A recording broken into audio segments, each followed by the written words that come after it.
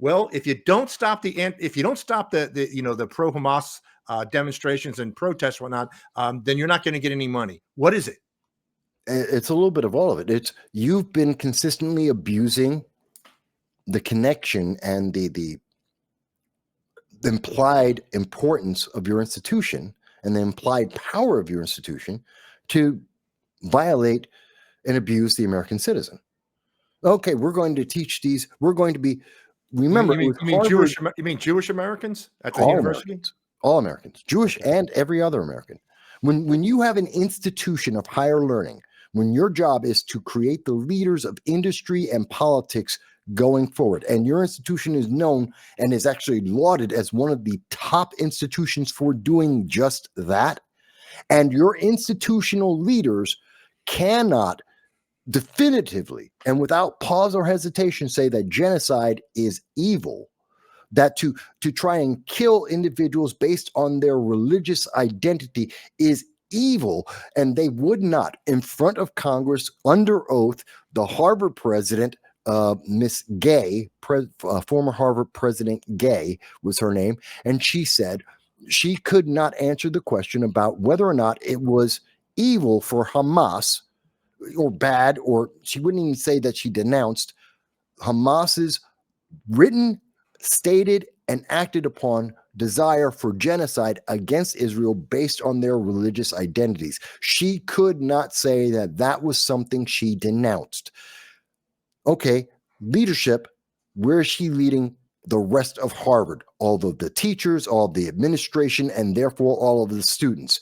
The students are being taught that genocide is not evil if you are small and the person you're attacking is big. That is stupid, because genocide is genocide. It's not dependent on how big or small you are. It's a matter of mentality. It's a matter of insanity and mental health. And if you believe in genocide, then you are an evil person. I don't care who you want to genocide. Doesn't matter who you're attacking. The fact that you want to commit genocide is evil, and you are wrong. And if you can't say that publicly, and you won't say that at any point, rather than say that at any point she resigned. That's the problem with Harvard. I know. Listen.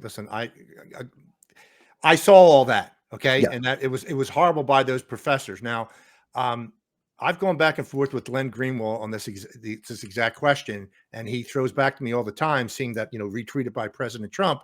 Wow. So I guess you don't believe in First Amendment rights. I know what you're saying about genocide and stuff like that. Glenn Greenwald said. And one of the things he said back to me is that if a person is on campus, a student, and says, I'm against Israeli policy in Gaza, and doesn't threaten violence or anything like that, just says, I don't like Israeli policy in Gaza or in Lebanon or Iraq or anywhere, should that person be deported or wherever? And Glenn Greenwald kept saying, that's a First Amendment. The people are allowed to say that. So if you start with that country, you're going to start going with other countries. No. First of all, he's, again, falling into the fear. Oh, my God, it's going to be everyone. It's going to happen to everyone. That's not necessarily correct. There's no indication of that. There's no reason to believe that other than fear. First thing. Second thing, if you are on a visa, which is an invitation, you are here as a guest. No, I know, Michael, I know that whole discussion. We can get into the whole visa stuff, resident alien stuff. I understand what you're saying. And I understand all your points. I'm not trying to be combative with you. No, I am trying to look at the big picture. I'm not going to lie to you. I'm looking at the big picture as far as rights are concerned. I'm not pro-Hamas or anything like that. Right. But there is a concern. If somebody is a student that's advocating violence, let's say against the Jewish students or anyone on the campus, see you later, and you're on a student visa, I'll see you later. However, if you're writing op-eds in the college newspaper advocating a potential change that the Israelis should have against Gaza, I'm just saying there's a fine line, and that's why you're seeing these people Michael, that's why you're still seeing these people held up. I'm not saying right or wrong. That's why it's still held up in the immigration courts and the criminal courts, because they're looking at it. And I'll bring up the ACLU, and I'm not saying I agree with them. They're going to bring this up and say, wait a minute, they're not threatening this. They're just making their viewpoints known. I know know it's at the discretion of the State Department. If you come here on a student visa, and I'm finding out if you're a resident alien, you can be deported at the discretion of the State Department, of Marco Rubio. All I'm trying to illuminate here, Michael, is it's kind of a sticky situation. That's all I'm saying. I don't think it is. I don't think it is, because yes, they have not lost the right of free speech. They're still speaking. What they've lost is the right, or rather the privilege, to be in America and have that speech. They can go to their own country or any other country and continue to have that speech.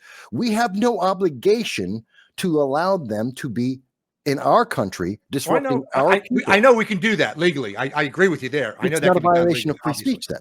It's not. No American citizen has been prevented from speaking, nor has it ever been implied that any American will be prevented or in any way punished. If there are foreigners in our country disrupting our country, our society in any manner whatsoever, and they have entered our country because of an invitation of a privilege, Michael, we have the right, just like every country, to go. I looked at that, and obviously this point I'm going to bring up it agrees with your stance, and I didn't know this until several weeks, maybe several months ago, when I read the State Department strategy, and more so, Marco Rubio came here at the podium and said the United States has the right to deport anyone if it interferes with U.S. foreign policy. It is that bland. It is that if you just interfere with foreign policy. And that's what it says. And Rubio said it. And what I'm saying to you is, I didn't know that before. The United States can say, oh, we just don't like what you're saying, and you're gone. It's at our discretion. I didn't know that. I didn't know that. I think that's what it is. Most people are shocked that what the actual law, what the actual rules in the Constitution, by the way, this is where it was stated. It is very clear.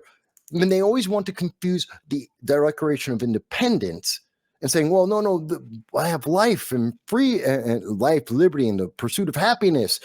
That's the Declaration of Independence. That's not the Constitution. The Constitution clearly delineates that there is a difference between a citizen and a visitor. And those visitors there are reasons, many of them, and in fact, none necessary whatsoever, to have those individuals removed from our country. And they just didn't realize it because no one's ever done it to them before. They've never seen it. They've never seen this power of the government used in the last 100, maybe 150 years. And they're shocked. Yeah, well, that's what I'm saying. Like what I just pointed out to you like a few minutes ago, I wasn't aware of, and quite frankly, Michael, and not that I'm Mr. Smart Guy or you and I are Mr. The geniuses of the world, but I would say 99% of Americans don't realize that, again, the State Department has that discretion. I didn't know it was so neutral. I thought you had to start breaking it down. Are they making vile threats? Can they interpret it? No. If you are interfering, and you say to yourself, okay, interfering with, the relations between America's partners or whomever, we can deport you. I didn't know it was like, that seems to me like that threshold could be broken pretty quickly. We've done it many times before. We've done it under President Carter with Iran, and we got rid of their diplomats and kicked them out. And there's no difference between kicking diplomats out and their people. As a matter of fact, he had legislation to do just that. We've done this many times, where we've excluded groups and nations from entry into the United States and asked their people to leave. It's not new. It's just not normally publicized. I'm not going to say this is similar. It's almost the same thing now. The left saying, I don't understand. The Maryland man, you're screwing him. This is almost the same thing. They don't know the law then. The law says, okay, bring him back for 5 minutes. He's on the next plane out. Yeah, he was here illegally. Yeah, he still goes. They don't. It's not that they don't know the law. They don't want to acknowledge that the law does not match their feelings, that it's not going to, what they want, what they feel isn't part of the reality that we all live in. They live in a very unique bubble, and their echo chamber says to them, blue skies of the world say, no, you're absolutely right. Except when you actually break it down and analyze it, no, it doesn't. Now, am I saying that that's the perfect answer? Maybe not. Am I saying that that's what I would like to see happen?